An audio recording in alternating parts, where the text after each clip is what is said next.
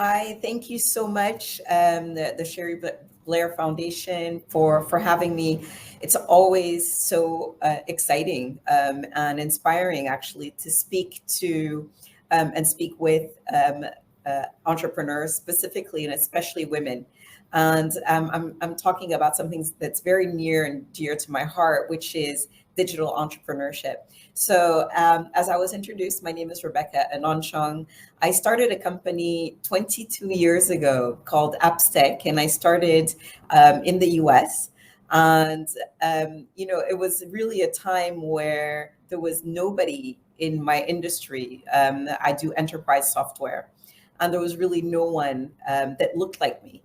And, it was rather discouraging at the beginning because nobody expected me to be the founder and CEO of a company that was intended to be multinational and intended to generate millions of dollars. So how would I embark on this venture of starting a company? And as a woman, as an African woman, so a foreigner, because I started in the U.S. before I ventured into other locations. So, as I said, I started in 1999. And I started very, very slow. I put together my business plan, and based on my business plan, I believed that I would earn, the company would generate over $2 million in its first year. But for that, I needed, to structure the business. I needed to hire staff. I needed to get customers and clients. And I went on this adventure. And one of the things that helped me is that I actually hid my identity, as a woman, as a Black African woman. So I put the product ahead of me, and so I was behind the scenes, so to speak, and promoting a brand, which was AppsTech, and really trying to hide as much as possible. For instance, my business card didn't show a title. And so I could walk in and be a salesperson. I could walk in and be an engineer. I could walk in and being somebody from procurement. And so I could change hats very rapidly.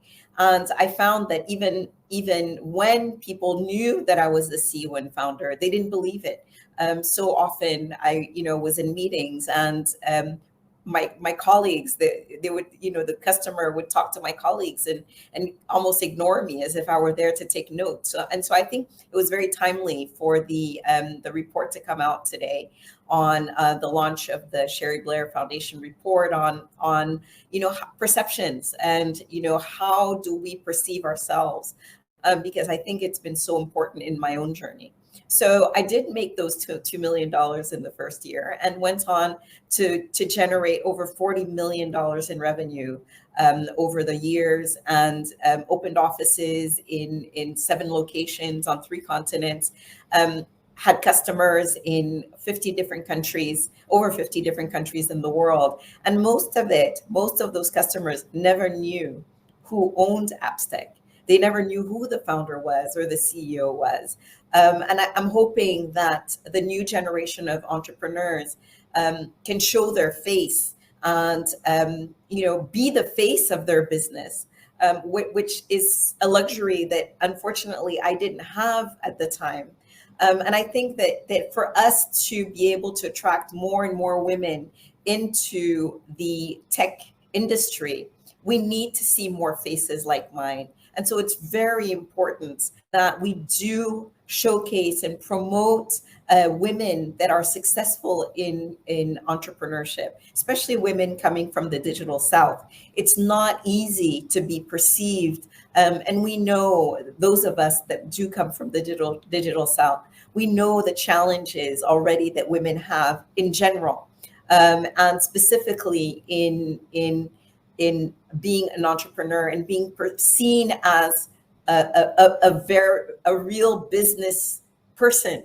and not just, and one of the words I hate the most is micro enterprise. It's almost as if, the only thing that we can do in business is run these micro businesses, and so we only get micro amounts. And I always say, give the micro businesses to the women, and give us the women, to leave the micro to the men, and give us the women the real money. And you will see how much we are able to generate and how successful we are able to run our businesses. And so this idea of perception is so key in trying to in trying to help and support more women in getting into digital innovation.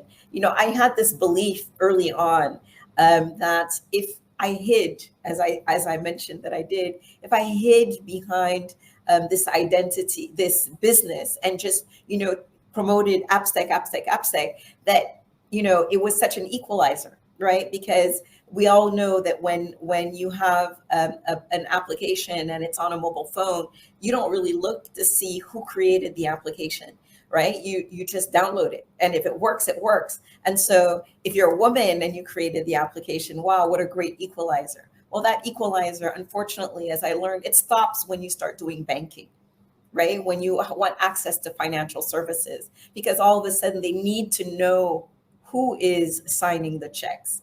And I had so many challenges just maintaining a bank account. I'm not even talking about getting a loan or getting funded, or just, so many questions. You walk into a bank, and I actually had an incident in a bank, and I've told this story several times, and they've gotten in touch with me since, where I was refused access to a bank because they said that, oh, it's this bank is only for businesses. And so they didn't let me in. I could not walk in the door. And so those things hopefully are starting to change slowly, but too slowly in my opinion. And I'm so glad, the Cherie Blair Foundation is such a great organization supporting and mentoring entrepreneurs across the world. It's so important that women not feel alone. You aren't alone. There's so many of us out there. And if we can build this community, this community that's built around the mentors and the mentees in the foundation, supporting each other and showing each other the way, and sometimes even peer-to-peer mentorship. It's like, I've been through it, we're going through it together. It's really, really what we need, I think, to progress. Eventually people will see us for what we are, and that is successful businesswomen. But in the meantime, let's take advantage of the community that we've built around the foundation, the community that we've built around entrepreneurship. Thank you so much for having me, and wishing you the best for the rest of the day, and get all the tools and that you need to make your business sustainable and successful. Wishing you the best. Thank you so much.